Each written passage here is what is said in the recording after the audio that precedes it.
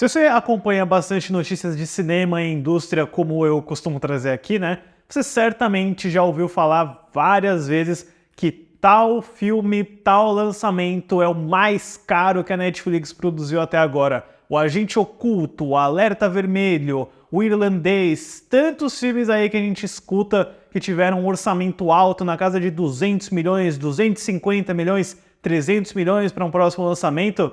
E aí, quando você vai assistir o filme, ele tem essa cara, esse visual, esses efeitos. Então, como que a Netflix gasta tanto com esses filmes? Para onde vai esse dinheiro que o resultado acaba sendo abaixo da média? Hoje eu vou tentar trazer um pouquinho da resposta que eu encontrei numa pesquisa bem interessante.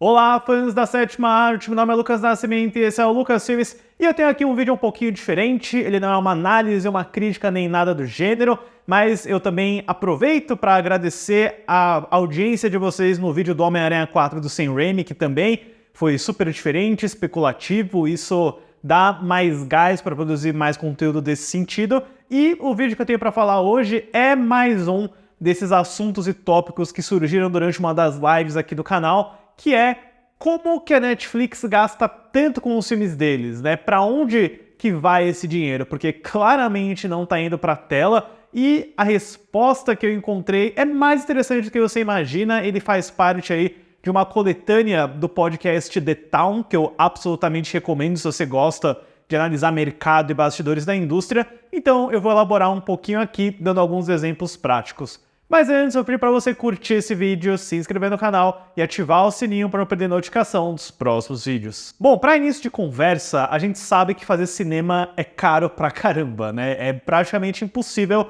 você encontrar um grande filme blockbuster de ação, pipoca, que custe menos de 100 milhões de dólares. Tem cineastas que são excepcionais em entregar filmes abaixo do custo, como o Christopher Nolan, por exemplo, né? Eu sinto que o que ele faz em Dunkirk custar menos de 100 milhões de dólares é um verdadeiro milagre, mas normalmente esse valor costuma ir lá para cima, né? Então, o meu objetivo aqui não é falar exatamente sobre como que os orçamentos são tão altos, mas focar um pouquinho no modelo que a Netflix emprega. E para falar disso, eu tenho que falar sobre como que funcionava a televisão nos anos 90 e 2000, né? A gente lembra muito bem o auge de programas como CSI, Friends, NCIS, todos esses procedurais de policial e sitcoms de comédia trabalhavam num modelo específico de royalties. E quando você faz uma série, uma temporada, um episódio, você tem o seu salário, você recebe aí por episódio, pela temporada, pelo seu trabalho anual, porém você também assina um contrato muito valioso que é para você receber os seus royalties. E como que isso funciona? Todo ano, mesmo que você não trabalhe, mesmo que você não faça nada em relação àquela série, considerando que essa série vai ser exibida na TV a cabo, em DVD, em aviões e qualquer outro tipo de veiculação, você vai receber mensalmente o seu cheque de royalties, que é uma porcentagem determinada por contrato. Cada ator, diretor, atriz tem a sua própria negociação. Então todo mês eles recebem um cheque lá com a grana deles, com a participação. É até por isso, né, que é curioso quando a gente vê um astro de Friends, por exemplo, como o Matt LeBlanc ou o David Schwimmer, né? Eles não fizeram tantas outras coisas depois, e eu sinto que parte disso, além de, sei lá, putz, eu quero descansar, não preciso mais trabalhar, é porque você meio que tá garantido pro resto da sua vida, né? Alguém que faz uma série como Friends, Seinfeld, The Big Bang Theory, vai receber um valor exorbitante, não vou dizer pro resto da vida, porque depende da negociação de contrato, mas até quando essa série estiver sendo exibida na TV a cabo ou no streaming, por exemplo. Eu sinto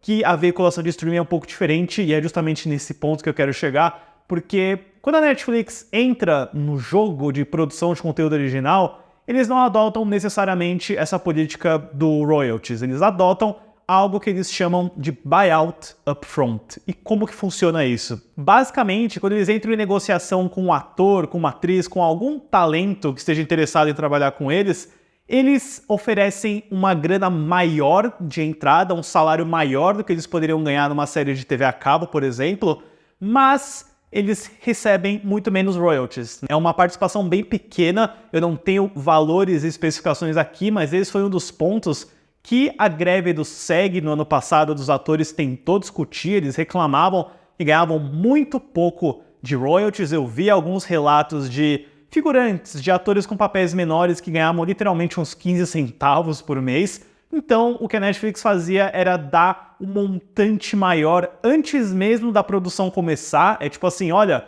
eu te pago X milhões, mesmo que a série seja um fracasso ou não, mas você não vai receber tanto pro restante aí da sua vida e da vida útil da série. Então, ou você recebe toda a sua grana agora, ou você vai recebendo ao longo dos anos. E a grana que você recebe ao longo dos anos, dependendo do caso, dependendo do talento da série, poderia ser maior do que aquela que você recebe no upfront, que é basicamente receber de antemão. É um sistema que acontece com todas as séries deles e que também, naturalmente, se aplica aos filmes. E qual é a diferença desse sistema do buyout para cinema? É muito curioso, porque os atores também recebem royalties pelos filmes, também recebem pelas exibições de TV a cabo, em streaming, na época do DVD, e também, em alguns casos, dependendo do poder contratual desse ator, uma participação de bilheteria. Então, quando um ator grande vai fazer um filme da Netflix, digamos, sei lá, o Ryan Reynolds e o The Rock pelo Alerta Vermelho de 2021, eles vão receber o valor do salário deles, que já não seria tão baixo, e a Netflix tem contadores e advogados que fazem uma estimativa, trabalhando junto com as agências de talento dos atores, de quanto esse filme poderia render hipoteticamente no lançamento no cinema, para poder calcular o percentual que o ator poderia receber de bilheteria e aplicar nesse pagamento do buyout de antemão. Vocês entenderam como é que funciona? Basicamente, eu vou pagar para você o valor que esse filme poderia render em bilheteria. Putz, O Agente Oculto com Ryan Reynolds. Meus advogados estão estimando que esse filme poderia render 900 milhões de dólares nas bilheterias. Então, nós vamos pagar ao Ryan Gosling e aos irmãos Russo uns 10%, que é quanto eles negociariam para um estúdio de Hollywood tradicional. Ou seja, esse tipo de negociação é o que infla o orçamento, é o que deixa o filme absolutamente tão caro. Então, quando a gente vê que o Agente Oculto, que o Alerta Vermelho, que custaram 200 milhões de dólares, mas que tem um visual literalmente horroroso e efeitos especiais de qualidade bem questionável, é porque toda a grana que eles anunciam que está sendo investida no filme, que custou 200 milhões, na verdade foi meramente para uma parte de contrato, para compensar o sucesso de um filme que ainda tecnicamente nem foi feito. E tem um fator criativo nisso também, pessoal, que foi discutido no podcast The Town com o Jason Blum, fundador da Blumhouse e um dos Midas aí da produção de terror original. Ele diz que ele não gosta do modelo do upfront, do buyout, porque quando você ganha todo o dinheiro que esse filme pode receber para sempre, ele acha que o talento não é natural, que ninguém vai realmente se esforçar. Porque, olha, se eu já recebi todo o dinheiro agora, o filme nem precisa ser bom tecnicamente. Então, a gente pode receber algumas performances um pouco preguiçosas, com um pouco carisma, onde você vê que a pessoa só apareceu e nem tá dando aquele sangue, aquela força, né?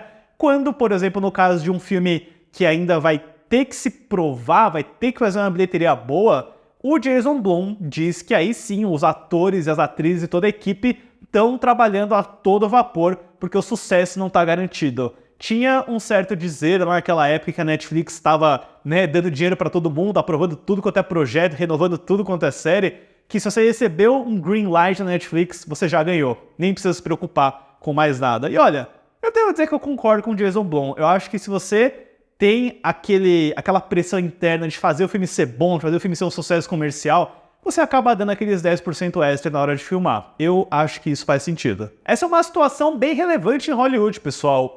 Os termos que o SEG aprovou com os streamings durante a greve foram discutidos em relação à compensação em royalty. Basicamente, o pessoal não quer deixar de ter as duas coisas, eles querem continuar com um buyout expressivo, mas também ter um royalty muito maior lá na frente. Então, o que a Netflix está fazendo agora, e isso se aplica a todos os outros serviços de streaming também, eu digo a Netflix, que a Netflix é a pioneira no jogo, é a pioneira no streaming de conteúdo original. Eles estão analisando com muito cuidado o que eles aprovam, o que vai ser renovado, e normalmente a grana vai ser maior para uma eventual segunda temporada de um projeto ou para a continuação de um filme. Por exemplo, a Jenna Ortega certamente vai ganhar muito mais pela segunda temporada do Vandinha do que pela primeira, e isso também faz parte desses advogados e auditores, né? Eu até ouvi algumas sujeiras aí de que existem advogados que oferecem um relatório para a Netflix e um relatório para o talento que eles estão contratando, né? Numa tentativa de guardar dinheiro e não fornecer todo o buyout e os royalties que o ator provavelmente merecia, né? Mas é uma situação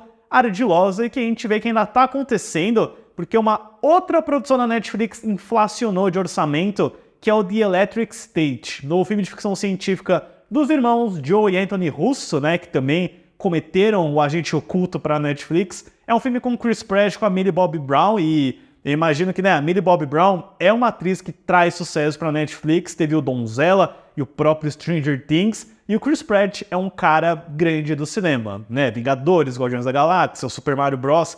Então, esses 300 milhões de dólares deve ter tido alguma coisa na produção, porque eles já estão filmando há um certo tempo, deve ter reshoot no meio aí, mas também uma grande parte aí deve ter sido oferecida pelos contratos e pelo buyout. Enfim, pessoal, essa é uma questão que ainda está em constante desenvolvimento lá em Hollywood. Eu acho super interessante e fascinante, ainda mais depois de greves bem expressivas que aconteceram no ano passado. Deixe nos comentários depois o que vocês acham desse modelo de negócio, se a Netflix está certo ou errado em trabalhar dessa forma, e se agora faz sentido para vocês, por que um filme que se anuncia custando 200 milhões de dólares tem uma cara dessas, uma fotografia dessas e uns efeitos toscos desse. Certo, pessoal? Obrigado pela visita e até a próxima sessão.